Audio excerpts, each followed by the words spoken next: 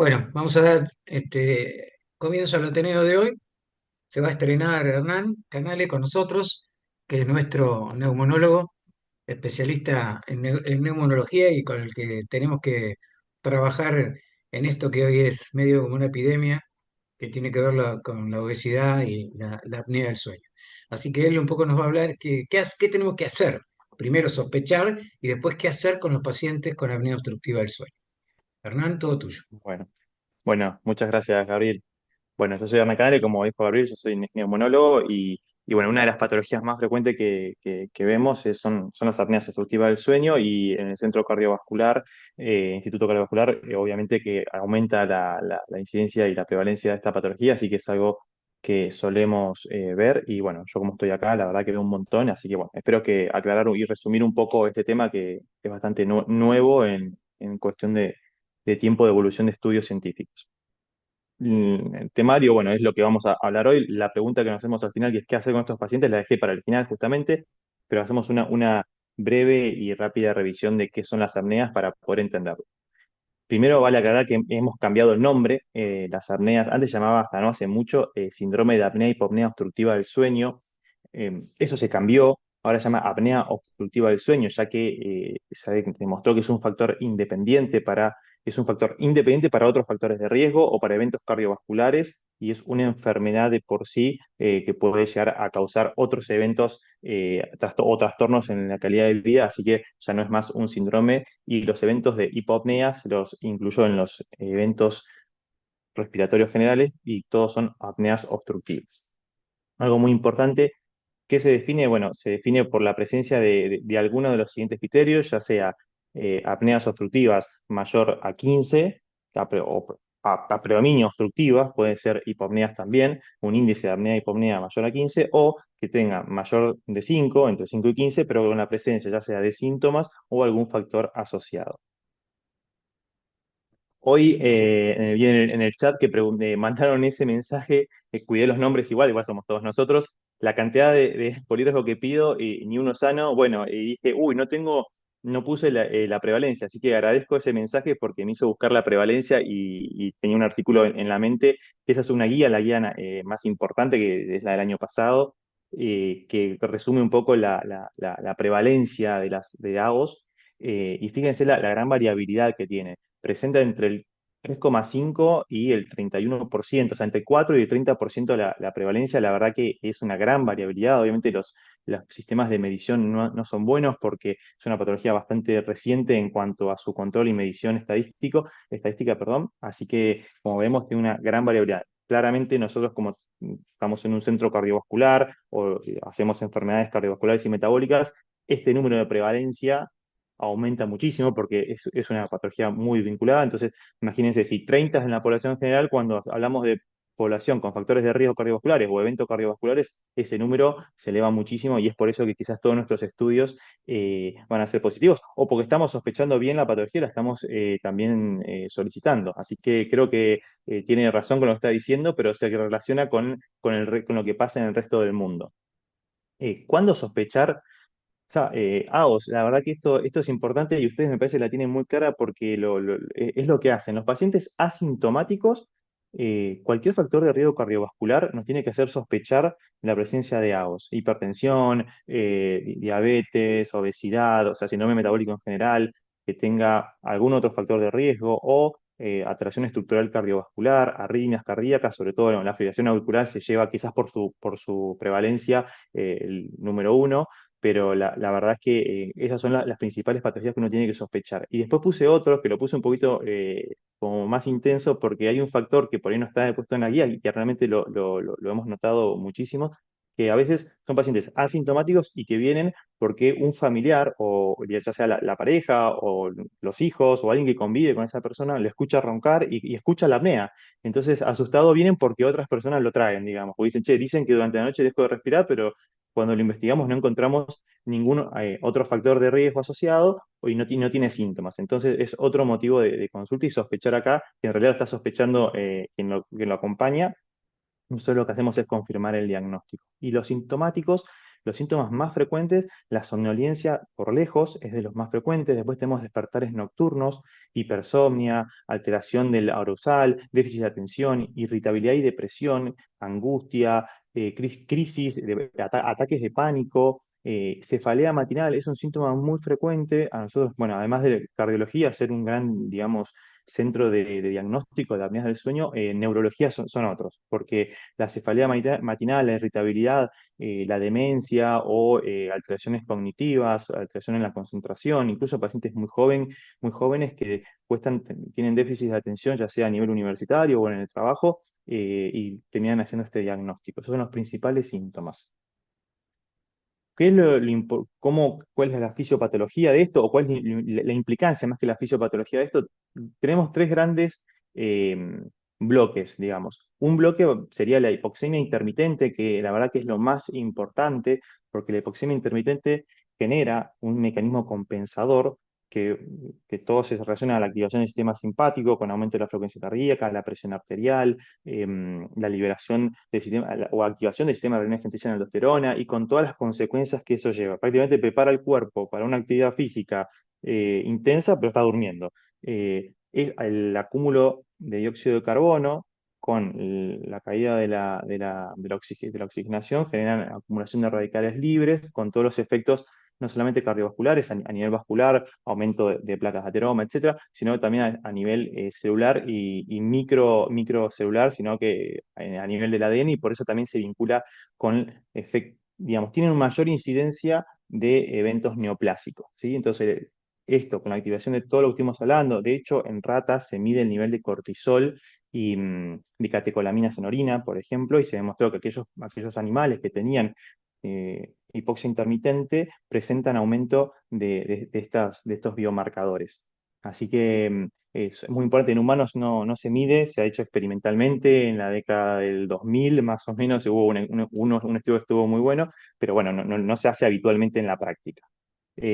Acá, como pueden ver, hay otros factores como cambio en la presión torácica, obviamente que los cambios dinámicos que se observan por los cambios de presión en la respiración y la alteración en el flujo sanguíneo, ya sea por el retorno venoso, tanto de la vena cava superior, que puede generar cefalea y síntomas neurales e incluso factor de riesgo ACV independiente por cambios hemodinámicos. En la vena cava inferior, la verdad que mucho problema no genera, pero sí en la insuficiencia cardíaca podemos ver que esto puede ser un factor que no ayuda al manejo en los pacientes ambulatorios. La fragmentación del sueño genera, porque los mecanismos reflejos, el mecanismo reflejo más importante de la hipoxemia es el despertar, ¿sí? Es cambio en la fase de sueño, es decir, pasamos de una fase de sueño 5 a una fase de sueño 3 y eso genera un sueño fragmentado. El sueño fragmentado genera una alteración, un déficit del sueño o un sueño insuficiente, un descanso insuficiente con irritabilidad, somnolencia, etcétera, y aumenta los accidentes laborales y los accidentes de tránsito. De hecho, esto se empezó a estudiar muchísimo desde el punto de vista laboral y los accidentes de tránsito. Es el punto fuerte de todo esto. Cuando comenzó en la década del 90, con todos los estudios digamos, de apneas del sueño en los trabajadores de colectivos, los choferes de colectivo, ahí fue donde se demostró que estos pacientes tenían más riesgo de sufrir accidentes, entonces accidentes laborales o accidentes de tránsito, mejor dicho, y ahí se empezó a pedir obligatorio. De hecho, en Argentina es obligatorio tener un estudio de sueño en todo paciente que tenga un transporte público, que se dedica a conducir, y para darte un certificado, perdón, un carnet profesional ya te están pidiendo obligatorio el estudio de sueño aprobado o que sea patológico pero que esté tratado. ¿Cómo hacemos el diagnóstico? Que por ahí es lo más importante. Cuando lo sospechamos, bueno, tenemos los pacientes que tienen factores de riesgo cardiovasculares o sospecha clínica por su alteración del sueño o por los síntomas que tiene. Hacemos la sospecha y decimos, bueno, ¿qué hacemos con estos pacientes? Acá este es el algoritmo que se está utilizando ahora, que justo esta semana fue el congreso y esto fue una de las cosas más cuestionadas.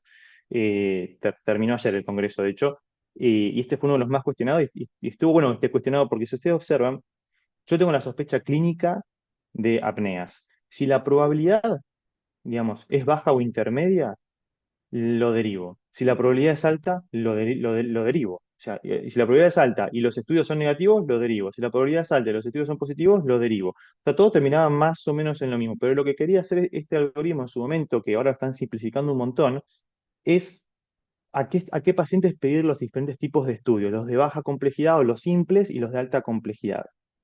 Y que ahora con la nueva evidencia, la verdad que está cambiando bastante y en definitiva lo que nosotros queremos hacer es, nuestros pacientes siempre van a tener alta probabilidad, porque tenemos pacientes ya sea con algún factor de riesgo cardiovascular o con un evento cardiovascular ya establecido o sintomático. Entonces todos esos pacientes entran en probabilidad alta, ¿sí? Entonces a todos nuestros pacientes tenemos que hacerle un estudio de sueño, ¿sí? Y de acuerdo al estudio de sueño los clasificamos. Ahora vamos a hablar de su clasificación y en definitiva todos terminan evaluando, haciendo una evaluación de tratamiento. Cuando vemos, bueno, sospechamos, la probabilidad es alta, le hacemos un estudio, la pregunta es qué estudio le hacemos y cómo nos ayuda este estudio a hacer el diagnóstico. Los estudios pueden ser simples o complejos. Los simples serían de monocanal, o sea, solamente medimos la oximetría de pulso nocturna, medición de oximetría de pulso nocturna. El bicanal, donde habitualmente medimos oximetría y flujo, también se puede medir oximetría y esfuerzo respiratorio. Y el tricanal, donde evaluamos oximetría de pulso, flujo y esfuerzo respiratorio, la famosa poligrafía, bueno, que el bicanal también es una poligrafía. Con esto serían los estudios que nosotros le hacemos a un paciente con una probabilidad alta, un estudio simple es suficiente. Es decir, mientras más probabilidad tenga el paciente de tener apnea del sueño, ya sea por síntomas o por factores de riesgo, más simple es el estudio, que ahí es donde estamos nosotros. Nosotros, digo nosotros porque ya habitualmente lo vemos con un factor de riesgo cardiovascular o con algún síntoma, entra con un estudio simple, podemos hacer diagnóstico. El estudio complejo, que antes era el gol estándar, eso ya ha cambiado, era la famosa polisomnografía, que son 5 canales, donde a lo que teníamos antes le agregamos un estudio electroencefalograma y movimientos oculomotores para poder clasificar la fase de sueños y, digamos, ver si tiene el sueño no REM o REM o no REM. Que la verdad que es muy útil para pacientes que tienen baja probabilidad o duda diagnóstica, que ya ahí es otro mundo, que no lo vamos a profundizar acá porque no tiene mucho sentido de hecho, además de la polisomnografía, nosotros le agregamos una videopolisomnografía para ver otro tipo de patologías del sueño, como movimientos normales, pero que la verdad que no, o patologías centrales, pero no va al caso nuestro, me parece. Entonces, acá lo resumí, no me voy a detener mucho en esto, pero para que vean nada más, o esta se bajó re mal, perdonen, pero para que vean, esta es una polisomnografía donde se hace un estudio encefalográfico, se hace un estudio de movimientos oculomotores, esta es la ventilación, donde ven que el paciente ventila, por momentos hace una hipopnea, se observa que el esfuerzo respiratorio sigue siendo el mismo y se mide la frecuencia cardíaca y la saturación. Sin embargo, la verdad que la variable electroencefalográfica y movimientos oculomotores no es de mucha utilidad. Entonces es una poligrafía simplificada, que es esta que tenemos acá, donde observamos movimientos respiratorios, perdón, este es movimientos respiratorios o esfuerzo, y este es el flujo. Vemos que no hay flujo, por lo tanto, y el movimiento respiratorio existe, es decir, que hay esfuerzo, por lo tanto, decimos que esto es una apnea. Si esa apnea se acompaña de cambios en la frecuencia cardíaca o en la saturación, decimos que es una apnea obstructiva, ¿sí? Ahora, uno puede tener una apnea obstructiva sin desaturación, que eso, uy, perdón, eso es bastante frecuente. Casi la mitad de las apneas obstructivas no tienen saturación, desaturación. Entonces, decimos que aquellos pacientes que presentan una alteración en la saturación tienen una apnea. No hay muchas causas que causen de saturación nocturna, ¿sí? Entonces, se han hecho estudios simplificados donde solamente se hace la oximetría de pulso nocturno. Y acá, como pueden ver, este es un paciente que se le hizo una oximetría de pulso nocturno donde tiene picos de saturación este es un pico tremendo, llegó a 80%, que nosotros en nuestras poligrafías tenemos de estos pacientes, y cuando se hace el mismo estudio con CPAP, vemos que su saturación se mantiene en valores normales. Con la oximetría de pulso ya podemos hacer diagnóstico de apneas cuando es positiva. Y se demostró en los trabajos que se han hecho en los últimos años, incluso post pandemia, son todos del 2022, que con la oximetría de pulso 9 de cada 10 polisomnografías eran positivas. Es decir, que la sensibilidad de la oximetría de pulso es altísima, comparado con la poligrafía, ¿sí? Así que mientras más simple lo hagamos, es más accesible, más económico y mejor. Por ahí, para los pacientes que tienen alto riesgo, ¿no? O alta probabilidad. Bueno, entonces, ¿cómo clasificamos al paciente? Tampoco quiero que nos detengamos mucho, pero básicamente leves, moderados y severos o muy severos no nos va a cambiar mucho. Pero básicamente el diagnóstico siempre tiene que tener un índice de apnea y hipopnea mayor a 5. Siempre. Si no, decimos que el paciente no tiene esta patología. Ahora, si tiene entre 5 y 14, no tiene periodos de saturación. Sí que las periodos de saturación se clasifican por, digamos, se define como una saturación menor de 90. No tiene síntomas. No tiene un paciente, no es obeso, no tiene sobrepeso. Y no tiene ningún factor de riesgo cardiovascular. Bueno, esto es una apnea leve. O sea, este paciente probablemente sea un paciente de bajo riesgo, por eso hay que profundizar si este número de apneas realmente vale la pena tratar. Otro mundo que la verdad que lo hacemos y es un paciente que nos lleva bastante tiempo ver el beneficio del tratamiento y todavía se está estudiando si vale la pena o no, que eso lo vamos a ver. Ahora, ¿qué pasa con nuestros pacientes? Por más que tengan una apnea entre 5 y 14, pero habitualmente ya tiene un factor de riesgo cardiovascular, ni hablar si tiene un evento cardiovascular, o ya sea una cardiopatía isquémica, una ACV, etcétera, ya entra en clasificación de moderado, grave o muy grave, o severo, muy severo. Y estos pacientes requieren tratamiento. Por eso está bueno tener esto en la cabeza, o nosotros tenemos y bueno, yo le hago un estudio simplificado y su índice de apnea me da ya a positivo, probablemente ya sea un paciente candidato a tratamiento. Ni hablar si te da un índice que tenemos un montón de entre 15 y 30 o más de 30, que ya no importa si es 30 o es 60, porque la verdad que ya llega un punto donde el valor es difícil calcularlo, porque imagínate, tener más de 30 apneas, que cada apnea sería una apnea por minuto, un minuto tiene 60 segundos, que cada 10 segundos está haciendo una apnea el paciente, entonces es bastante complejo. Pero no importa, en definitiva, estos pacientes son candidatos y se benefician mucho con los tratamientos. Bueno, ¿a cuáles tratar? Yo acá traté de simplificarlo bastante. Esta es la guía que encima salió traducida hace poco, pero siempre estamos un año atrasado, ¿no? Esta era la guía del año pasado, traducida este año. La guía nueva va a salir ahora en junio, que fue la que se estaba debatiendo esta semana. Lo bueno de esto es que la verdad que simplifica bastante el problema que tienen con los tratamientos los pacientes hoy, que ellos manifiestan, porque realmente nosotros también tenemos un problema. Fíjense, nosotros sospechamos que tenemos apnea, AOS.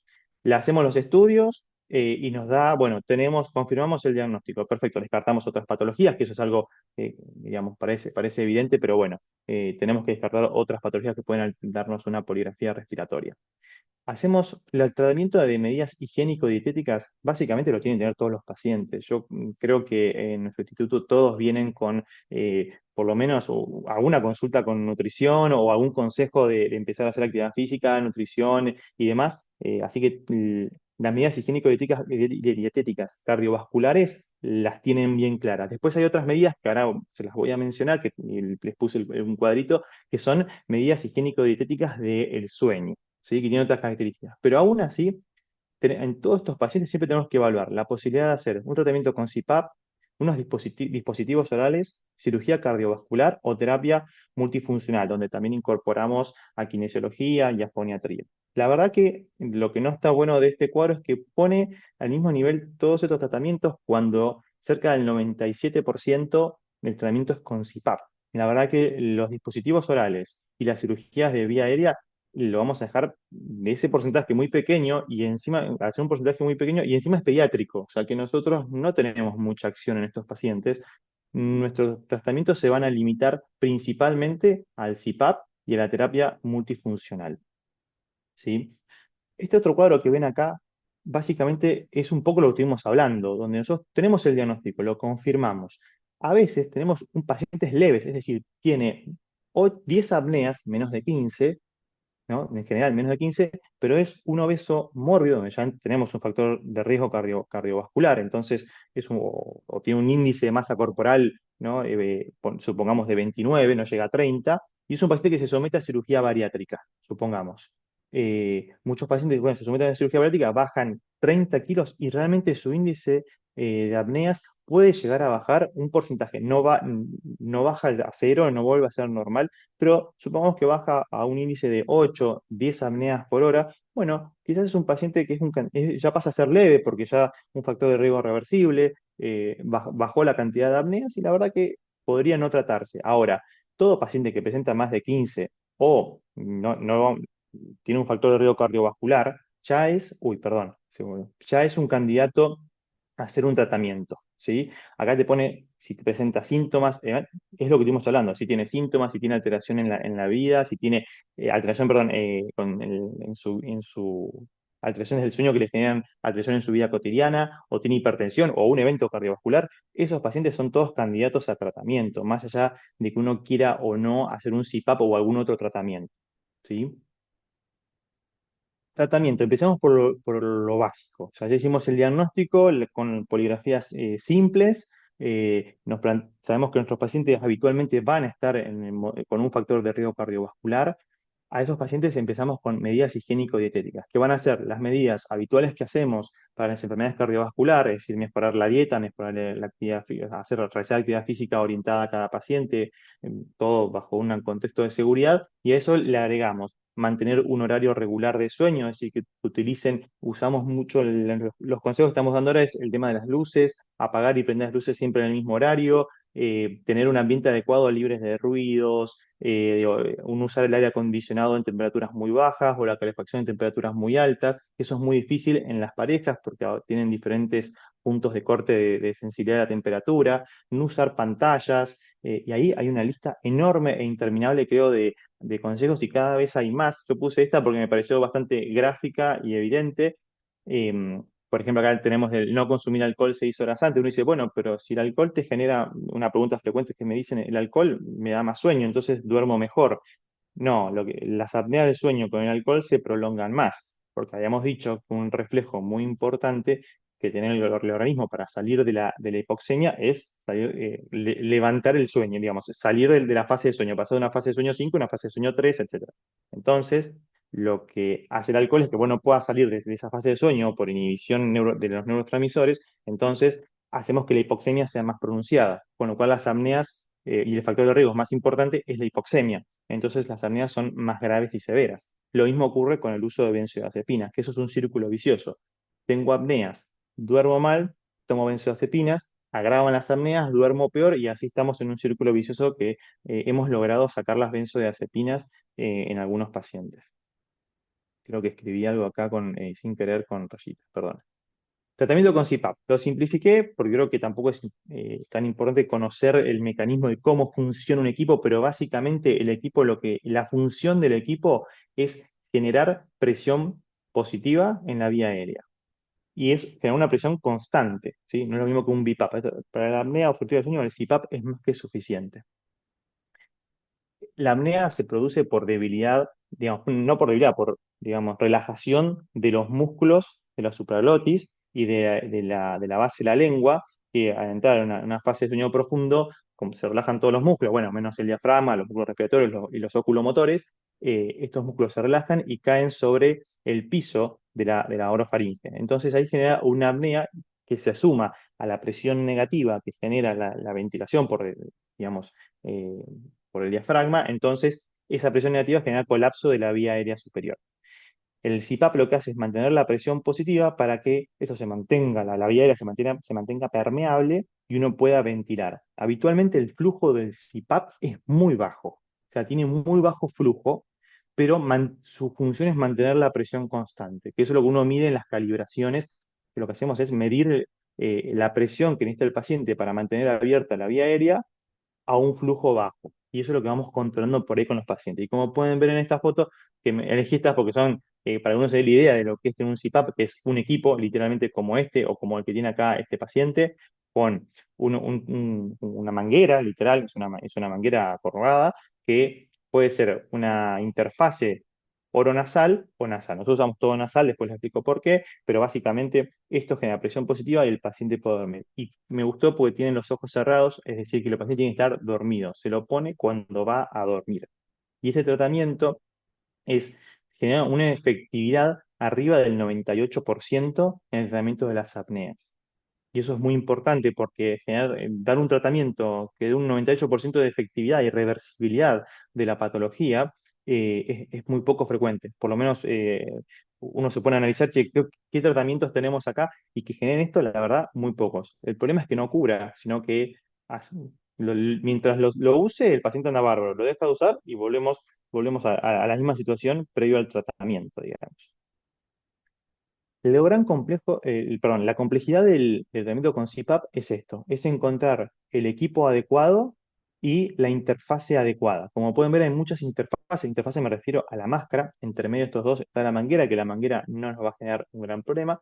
Es usar esto para dormir. La verdad que los pacientes al ver esto, al principio salen corriendo porque son estéticamente feos, porque pueden generar incomodidad cuando recién lo comienzan a usar y porque asusta. La verdad que, che, tenés que dormir con esto. Y la verdad que asusta. Entonces, algo muy importante es que entender que cada vez hay mejores. Fíjense, esta de acá abajo, la verdad es que es una interfase bastante simple, cómoda. El paciente puede dormir hasta casi boca abajo, que nadie duerme boca abajo con la cabeza en la almohada, pero sí boca abajo con la cabeza de costado y eso se puede utilizar de todas formas y tiene la misma efectividad que una buconasal, que buconasal ya no estamos usando. Y los equipos, hay muchos, por suerte, el tipo de equipo que necesitamos para nuestros pacientes es un CPAP y es algo básico, y los equipos más viejos lo tienen y es algo que todos tienen esa función. La función que tenemos que buscar, por ahí si tienen termomodificador o no, pero bueno, ya eso sería como un agregado, ¿sí?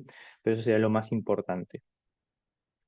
En otros tratamientos, puse a grandes rasgos, tenemos los dispositivos endovocales, los pacientes con retrognatia o micrognatia pueden tener, o macroglosia, pueden tener, deben utilizar, digamos, dispositivos eh, endovocales, que son como mordillos, que eso lo hace perdón, el odontólogo. La verdad es que este tratamiento no es que no sea efectivo, sino que se tiene que asociar a un CPAP. Son complementarios. Normalmente se dan en los chicos o en pacientes muy característicos con macroglosia, en los pacientes con síndrome de Down o alguna otra patología o con micronatia muy característica que, bueno, que pueden requerir. Son los menos. Después los tratamientos quirúrgicos estuvo muy de moda en la década del 90 y en el 2000, hasta que eh, se demostró que los pacientes tenían muchos efectos adversos quirúrgicos y a largo plazo terminaban con el mismo índice de apneas o con un índice de apneas reducido pero no controlado. Y tenían que usar CPAP igual. Es una cirugía muy cruenta. Hay muchas cirugías. Yo creo que aspiro a largo, quiero pensar que en algún momento van a ser cirugías menos cruentas y que van a ser más efectivas. Hoy en día estos tratamientos ni siquiera curan el 98% de las apneas, entonces, digamos, de los pacientes con apneas. Entonces, sigue siendo menos efectivo, más cruento, más costoso. Es muy difícil competir contra un tratamiento con CPAP con esos valores. Así que no se hacen. Realmente aquel que piensa que va a tratar una apnea obstructiva, hay apneas que sí se pueden tratar, pero son muy particulares. No sé, apnea infantil por amígdalas, por ejemplo, entra a cirugía pero son muy características, son pacientes específicos y son habitualmente pediátricos. Hice una búsqueda, agarré y dije, bueno, esta semana me pasó que muchos pacientes me preguntaron sobre los tratamientos quirúrgicos y dije, bueno, a ver de dónde sacan esta información. Así que usé los más importantes, puse en Google tratamiento de apneas obstructivas del sueño y vieron que Google ahora también tiene al comienzo inteligencia artificial, digamos un link de inteligencia artificial donde da una explicación que la verdad que no está tan mal comparado a lo que estuvimos charlando nosotros.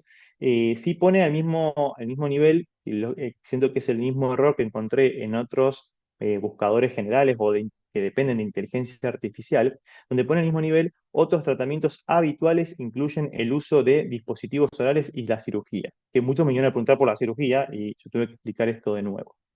Esto es ChatGPT. ChatGPT es el buscador más importante si uno toma digamos, el tiempo de los últimos 6 meses. Yo me quedé sorprendido, pensé que seguía siendo Google, pero no, ChatGPT ha ganado. Pero yo calculo que acá hay un sesgo de información porque habitualmente los que utilizan ChatGPT es una generación mucho más joven por lo menos que yo, y entonces por eso también ha dado un valores tan altos como medio de búsqueda por encima que Google y que incluso YouTube. Usé YouTube porque es el segundo, primero ChatGPT, segundo YouTube, tercero Google. Y el de YouTube, lo primero que aparecían en estos dos videos que ven acá, al poner la misma frase, acá en los tres puse la misma frase, escuché estos dos videos, esto lo hice hoy, y la verdad que es un poco lo que charlamos nosotros, a una versión reducida y más orientado a la población general, digamos, no explicaba esto que estuvimos hablando nosotros, pero sí me pareció estaba bueno. O sea, el más confiable me parece que sigue siendo YouTube, porque la información viene, creo yo, por personas que hicieron los videos, así que me dio más tranquilidad que la inteligencia artificial todavía le falta un ajuste. De hecho, en ChatGPT, que es este que tenemos acá, también pone el mismo nivel el tratamiento quirúrgico. Y esto, de hecho, pone una cirugía, que es esta primera, la que vemos acá, la UPPP. La UPPP, la verdad que se dejó hacer hace muchísimos años y los pacientes terminaron muy complicados, e incluso eh, teniendo que hacer varias reintervenciones por sus complicaciones. Así que esta se dejó de hacer y si alguien la recomienda, yo la desrecomiendo porque no es buena. Y la cirugía maxilofacial, la verdad que está indicado en pacientes muy particulares que pueden tener cierta tolerancia a eso. Así que bueno, eso es todo. Espero que les haya gustado. Era algo simple, pero bueno, quería contarles. Muy bien. Bueno, muchas gracias, Hernán. Si querés dejar de compartir, así nos vemos todas las caras, los Dale. que están con video. ¿Alguna pregunta, algún Oh, comentario?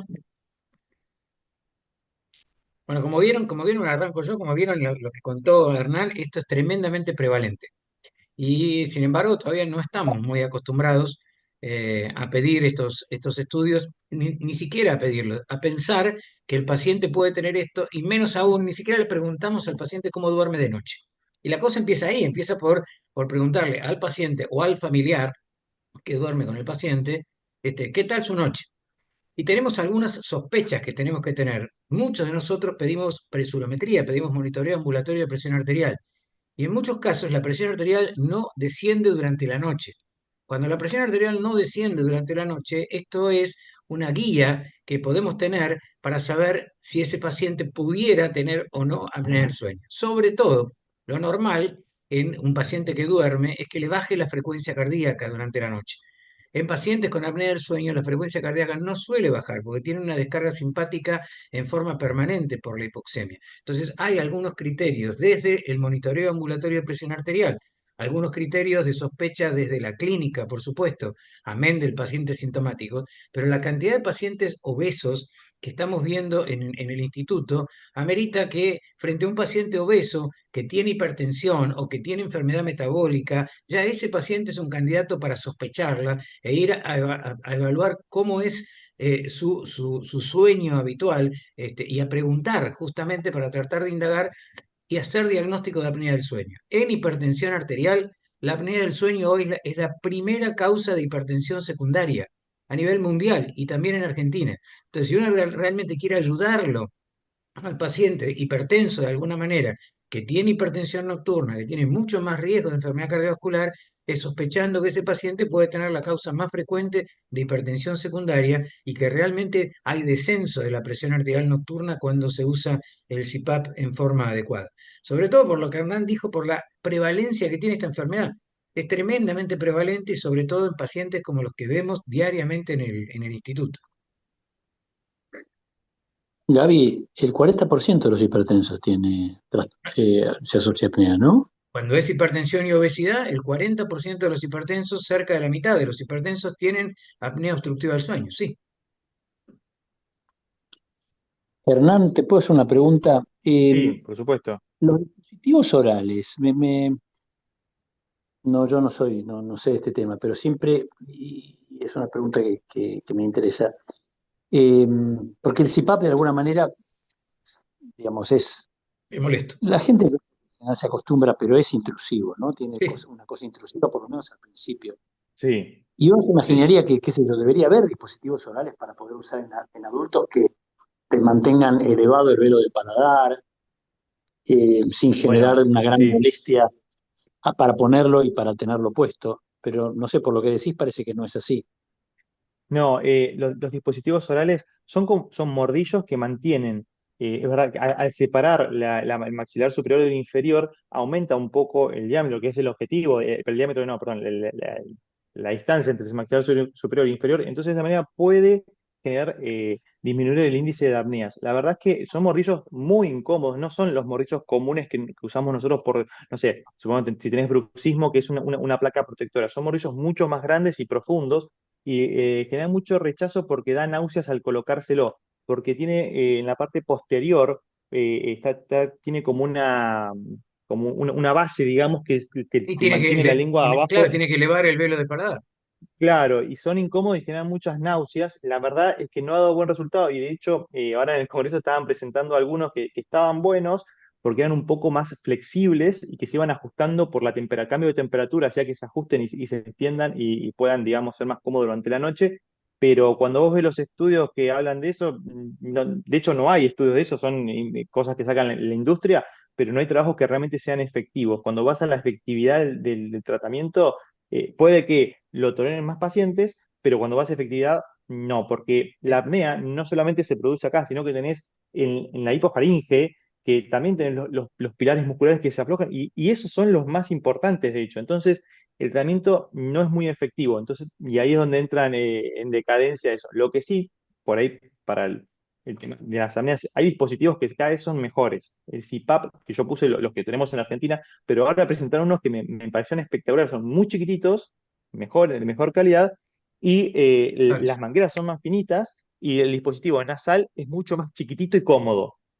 Obviamente que hay que hacerlo en pacientes con presiones bajas también, pero bueno, la tecnología y el foco está puesto en mejorar el equipo de CPAP y no, de hecho, ni siquiera la parte quirúrgica este año muy bajo, fue el año que menos aporte que, digamos, tuvo. Capaz que se están preparando para algo mejor, pero no, Una, tiene poca eficacia. una pregunta, vos hablaste de la oximetría en forma Sí, monitoreada. Una manera de hacer más diagnóstico y de tener mejor sospecha diagnóstica, ¿no deberíamos usar oximetría en los pacientes que hacemos mapa?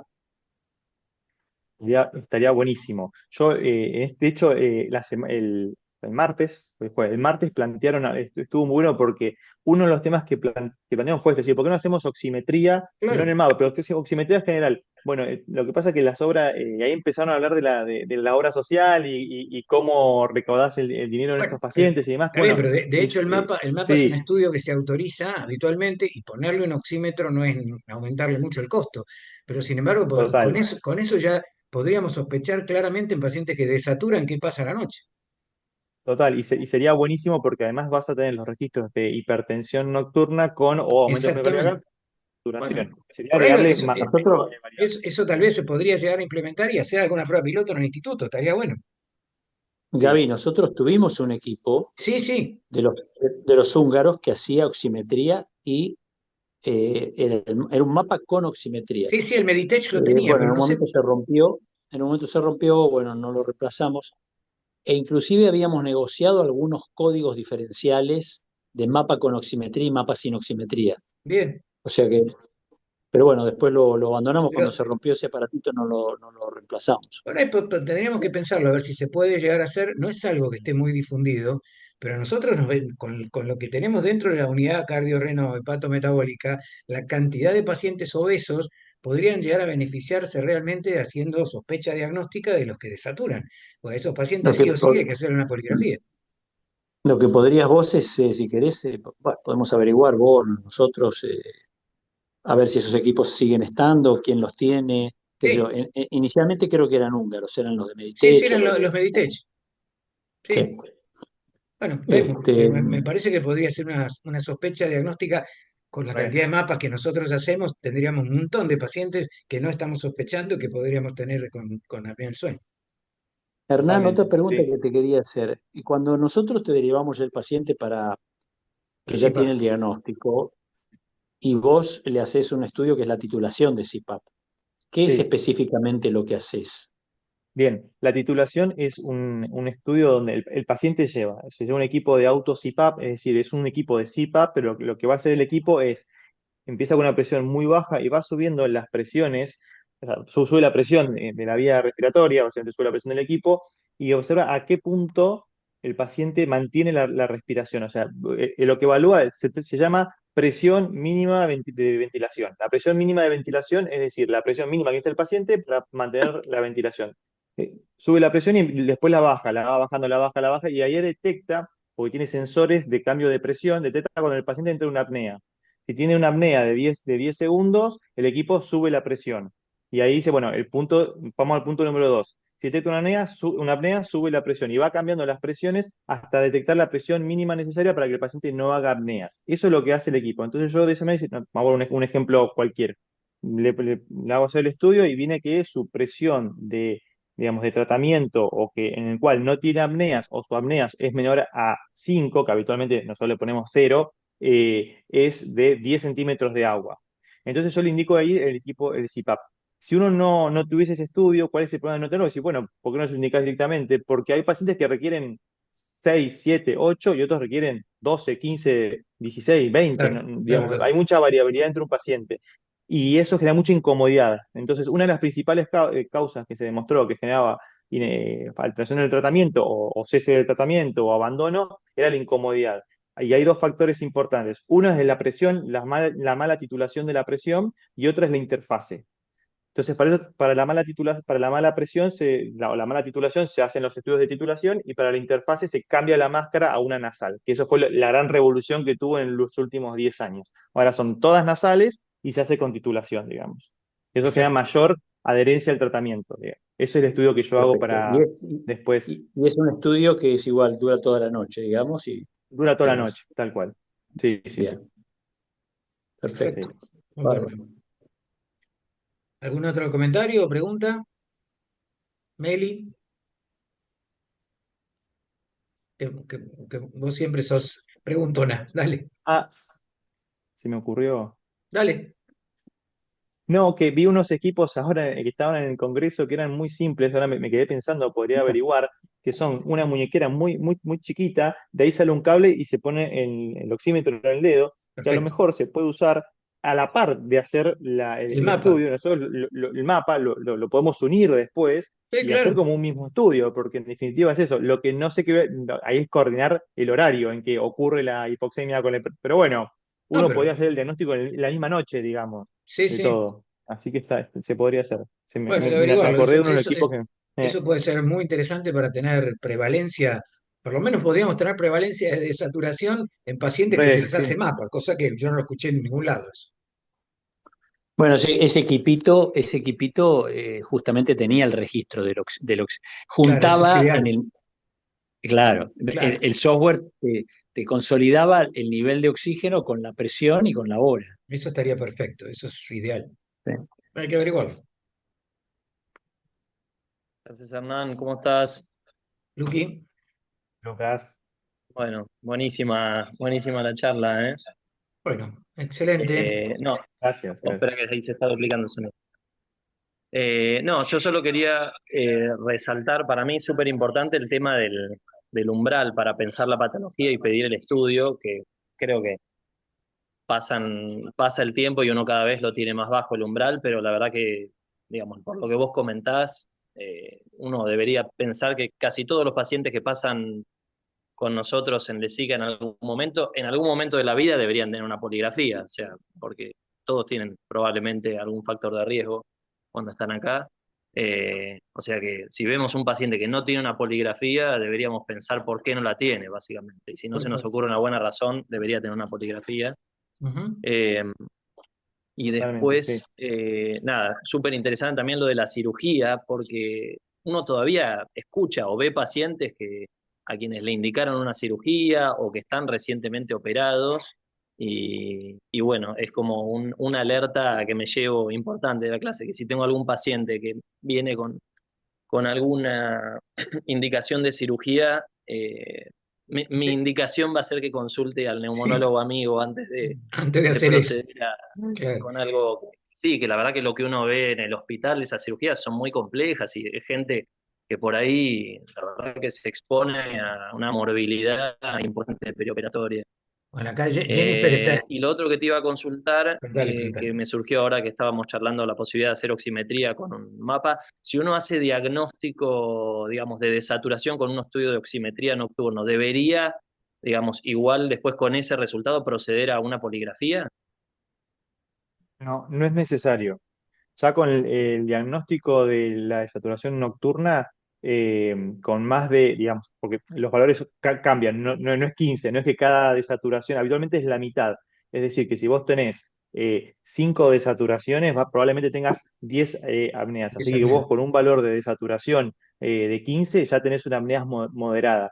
pero ya con eso la sensibilidad es del 90%. Realmente fue una de las cosas que más ha cambiado ahora es este concepto de la oximetría. Con eso se hace diagnóstico. Y lo loco es que los principales trabajos eran de Inglaterra, donde tiene un sistema público mucho más fuerte y buscan abaratar los costos y demostraron que de esta manera economizaron un montón y hicieron mucho más diagnóstico, porque es un estudio que allá se pide de rutina como control de salud. Claro.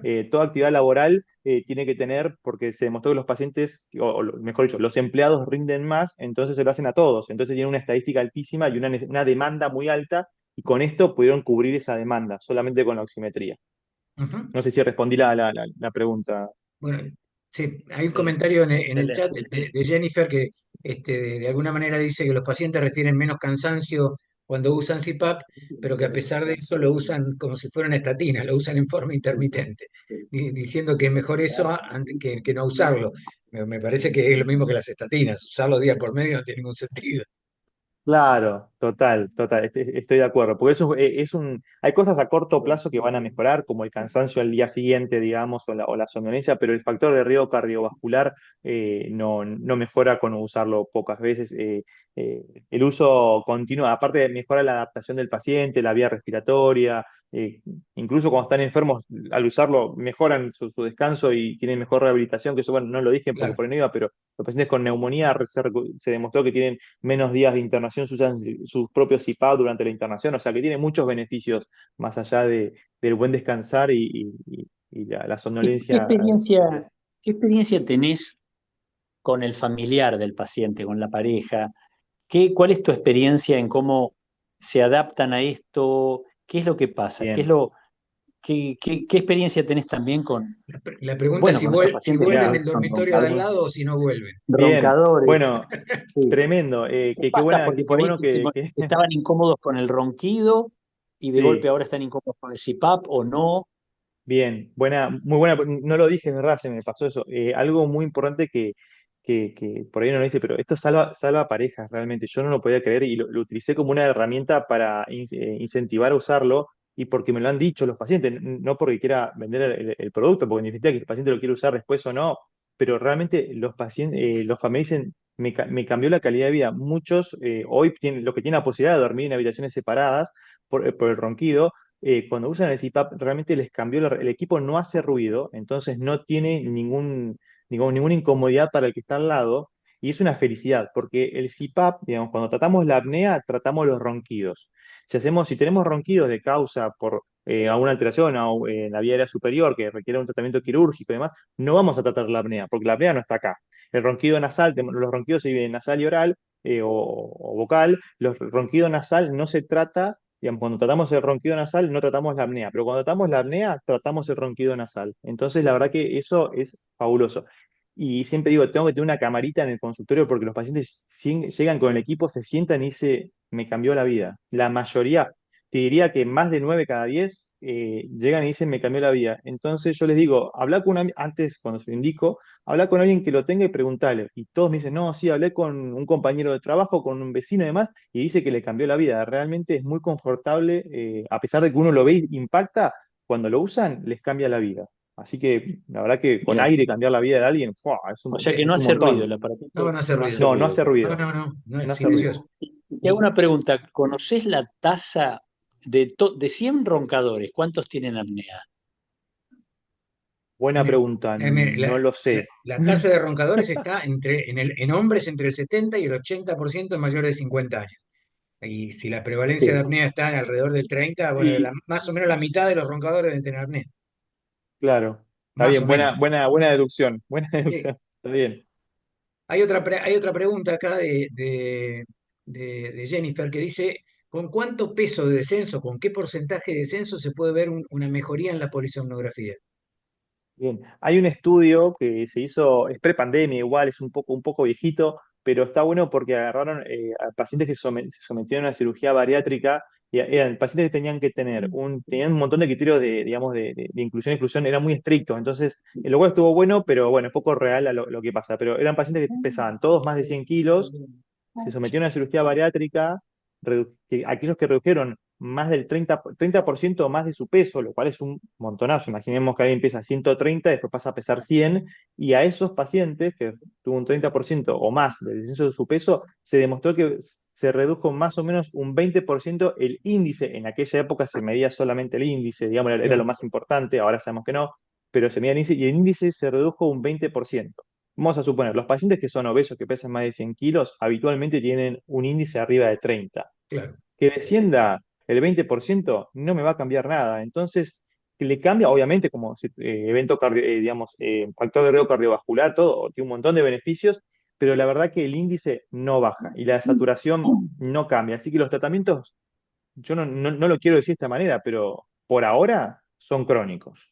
No, no. Es muy raro que alguien se cure de esto y tenga y revierta su estado, digamos. La verdad que yo no tuve nunca ningún paciente, tampoco trabajo hace 50 años de esto, la verdad, pero cuando pregunto a los más expertos, todos dicen lo mismo, no, no. De hecho, cada vez lo indican más que antes, porque hay más evidencia de los beneficios.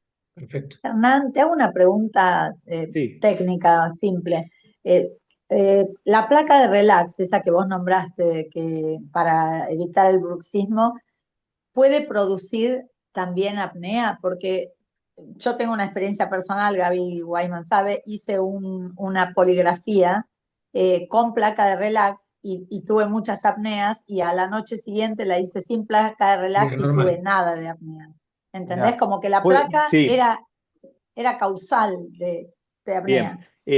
hay que ver porque depende, por eso está bueno, no sé cuántos eventos de desaturación tuviste entre uno y otro, pero la placa a veces lo que hace es que uno tenga mayor ventilación oral que nasal. Y como uno mide el flujo nasal solamente, no medimos el flujo oral, uno puede tener un índice de apnea muy alto, pero porque la medición no fue, Claro, digamos, la correcta, digamos. es Es falso. por eso, pero no es porque la placa aumente o disminuya, de hecho debería mejorar los valores de apnea, pero yo creo que es una cuestión de medición. Ya cuando vienen más de 100 apneas, esto es porque es un respirador oral, y ahí hay que hacerle otro tipo de estudio que es una polisonografía buconasal, donde se pone una máscara que es más compleja, la verdad que no la hago, pero de hecho hay un estudio que estaba muy bueno que comparaba, agarrar a los pacientes y le hacían la polisonografía durante 3 días seguidos, a los mismos pacientes y se vio que había una variabilidad en más o menos entre un 20 a 25, no, pero por ahí supongamos más del 20%, ahí tampoco era el 50, ¿no? Pero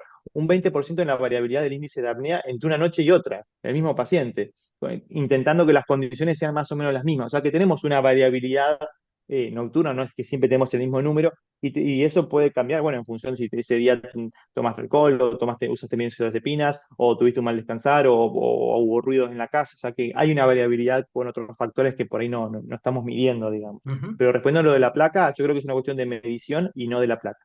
claro. Perfecto. Buenísimo. No, realmente Excelente. excelente. Creo que nos dio un montón de Gracias. elementos. Hemos El tenido, Tenemos, equipo, Hernán, ¿el equipo te lo cubre en Sí. las prepagas? La compra del equipo, las obras sociales. Bien, buen punto. Depende de la obra social. Vamos a un extremo, tenemos a PAMI Veteranos, que da el equipo, lo cubre el 100%. PAMI Veteranos, y que encima al mes de la indicación ya tiene el equipo, algo que no ocurre con ninguna otra obra social.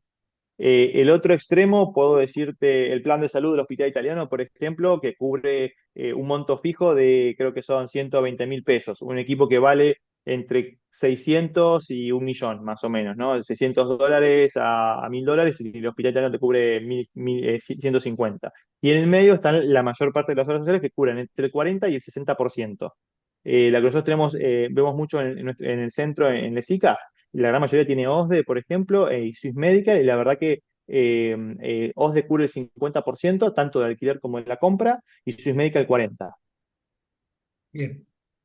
¿Y bueno, cuánto sale, buenísimo. Excelente. cuánto sale alquilar un equipo mensualmente?